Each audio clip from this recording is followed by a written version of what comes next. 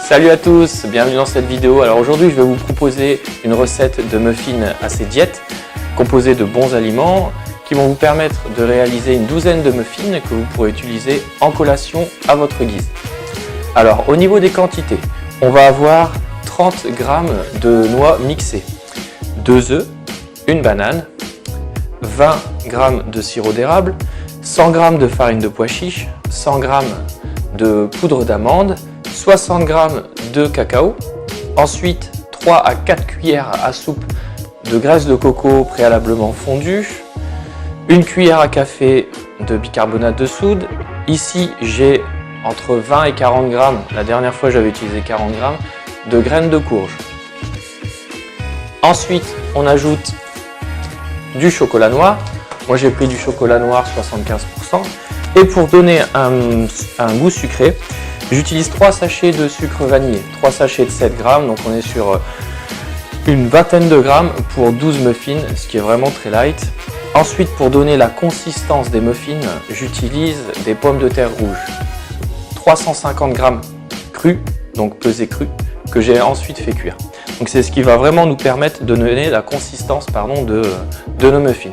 Alors on va commencer, là je vais préparer déjà 8 carrés de chocolat noir.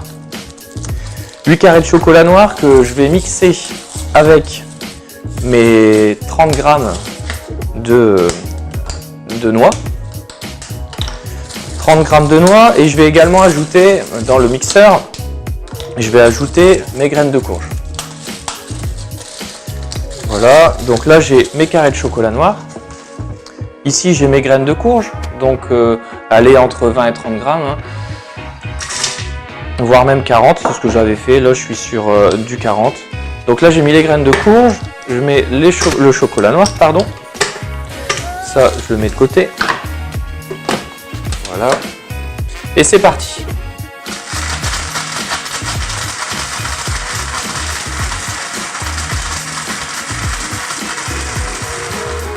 Alors vous n'êtes pas obligé d'en faire des miettes, si vous voulez garder des morceaux un peu plus gros. C'est vous qui voyez, de toute façon, quand vous allez mettre vos muffins au four, ça va fondre. Donc ça va juste vous donner un bon goût pour les muffins. Alors, ce que j'ai là, je vais le mettre dans un petit bol à côté en attendant.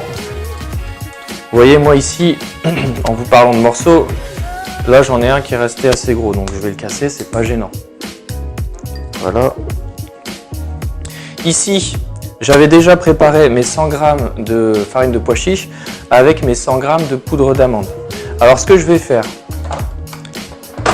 c'est que je vais déjà ajouter ma farine dans mon mixeur avec les pommes de terre. Voilà, je vais le mettre de côté. Ensuite, je vais mettre mes 30 g, mes 30 g de noix. Hop, on le remet à 0. Donc là, vous pouvez très bien mettre les noix avec le chocolat noir quand je l'ai mixé. Hein. Là, c'était juste un petit oubli, mais c'est pas gênant. Voilà.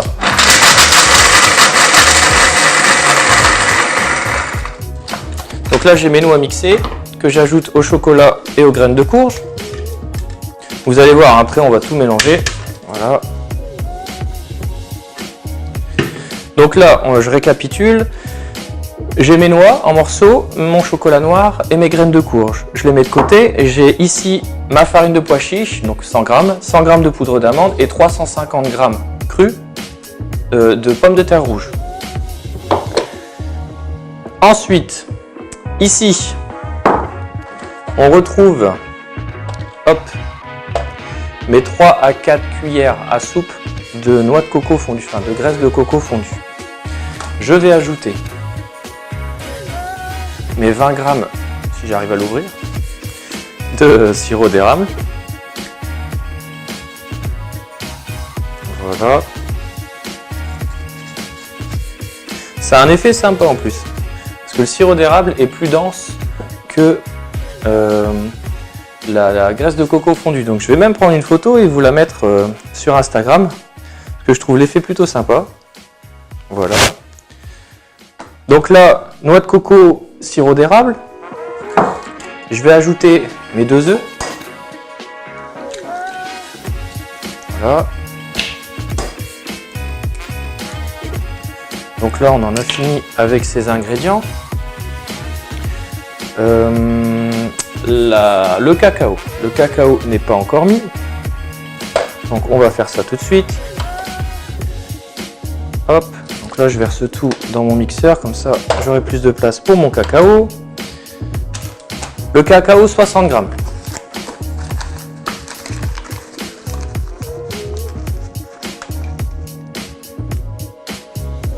20 grammes. 30, allez, encore. 50. On y est presque. Et voilà. Donc 60 grammes de cacao. Pareil, je l'ajoute à ma préparation. Voilà. Donc là, voilà. Maintenant, j'ai tout dans mon mixeur. Désolé, il y a eu une petite coupure parce que j'ai tout ajouté. Mais ensuite, il faut mettre l'hélice. Et l'hélice, forcément, elle ne passait pas, vu que j'avais tous mes ingrédients dans le mixeur. Donc j'ai fait une petite coupure de la vidéo. J'ai retiré toute ma préparation, je l'ai remis dans un plat, j'ai mis l'hélice, j'ai tout remis dans le mixeur. Donc là, on est bon. On a les 350 g de pommes de terre rouges, on a les 60 g de cacao, 100 g de farine de pois chiches, 100 g de poudre d'amande, les graines de courge, les noix mixées, le chocolat mixé. Et puis on est bien. Et là, je vais ajouter l'équivalent d'une cuillère à café de bicarbonate de soude, histoire de permettre à la préparation de gonfler un peu plus facilement. Je vais ajouter mes 2 œufs, ensuite la graisse de coco fondue et le sirop d'érable. Voilà. On va mettre le mixeur en route.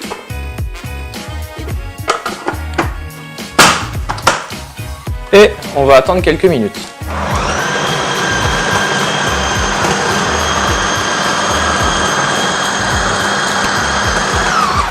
Donc pendant ce temps-là, pendant le temps que vous faites tourner votre mixeur, vous pourrez ajouter le sucre. Moi je vais le faire ici, histoire que vous puissiez m'entendre. Et ensuite, il vous restera simplement à ajouter des morceaux de banane et laisser tourner votre mixeur et votre préparation.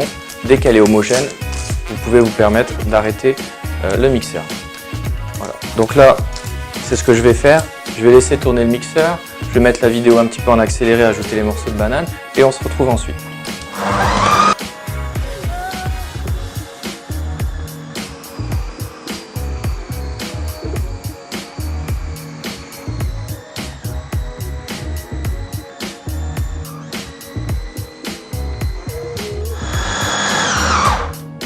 Voilà. Alors, ma préparation me semble plutôt homogène. Moi, ça me va. Alors, ce que je vais faire avec ça, dans un premier temps, on va graisser un peu nos moules. Donc là, je vais utiliser un peu de sopalin. Donc là, j'ai 12 moules, 12 moules à muffins. Voilà. Donc je viens graisser l'ensemble des moules. C'est vraiment pour éviter qu'à la fin de la cuisson, les muffins restent collés à au revêtement des moules qui sont théoriquement en silicone et censés ne pas coller. Mais je préfère éviter les accidents. Alors, on va pouvoir commencer à s'amuser. Je vous préviens, la consistance, elle est assez compacte.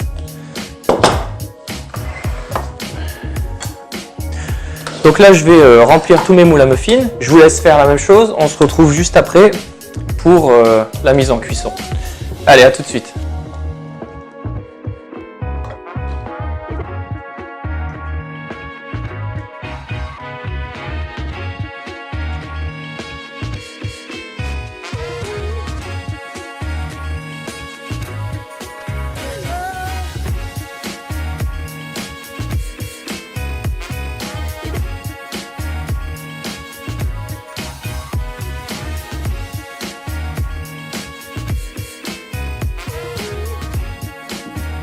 Alors on se retrouve maintenant que j'ai mis toute ma préparation dans les 12 moules à muffins.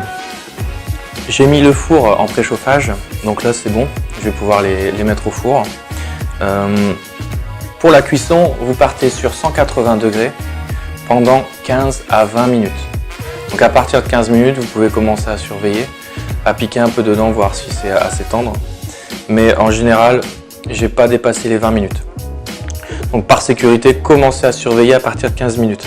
Donc je les mets au four et on se retrouve dès qu'ils sont prêts. On est de retour. Alors ça y est, les muffins sont prêts. Je vais les sortir du four en direct. Comme ça, on va voir ensemble l'allure qu'on a obtenue. Vous allez voir, ils sont vraiment magnifiques. Je vais essayer d'éviter de me brûler les doigts. Hop, voilà. Oh là. Et le deuxième. Ah, ils ont vraiment bien gonflé. Donc pour l'instant, je ne vais pas trop m'amuser à toucher les moules, même si j'aimerais les démouler devant vous. Non, ils sont encore un peu mous, puisqu'ils sont vraiment chauds. Donc vous pouvez voir, hein, on a vraiment 12 muffins bien montés, bien levés. Ça donne vraiment envie de les manger tout de suite. J'ai réussi à en démouler un. Les 11 autres sont restés au chaud parce qu'ils sont encore vraiment bien bouillants. Je vais le découper devant vous. Alors là, ils sont bien chauds, donc bien moelleux. J'aurais peut-être pu les faire cuire 2-3 minutes supplémentaires. Vous voyez, bon, c'est compact. Ça a l'air vraiment appétissant. Et je crois que je vais me régaler.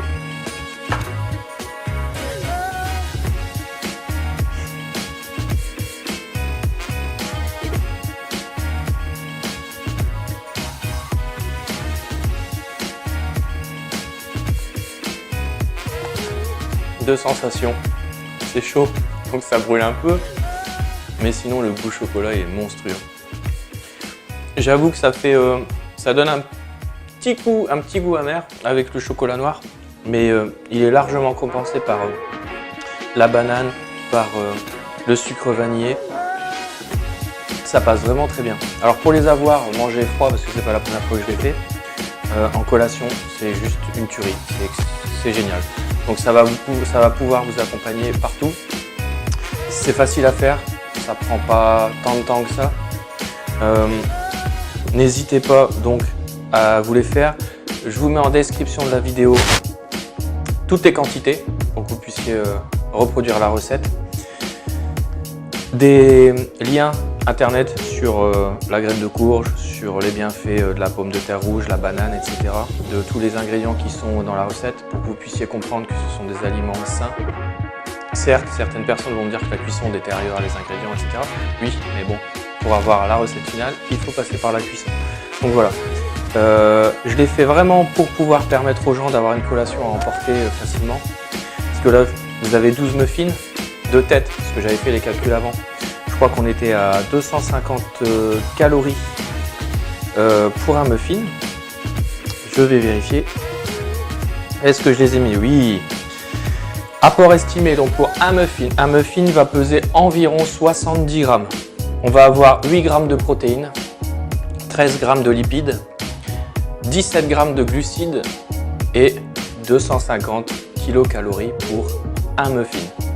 Donc à vous de bien répartir les prises en termes de collation pour pas non plus exploser votre total calorique sur la journée. Total calorique qui, je vous le rappelle, va faire que vous serez ou non en excédent calorique, donc possiblement en faveur d'une prise de poids si vous êtes au-dessus de vos apports journaliers recommandés.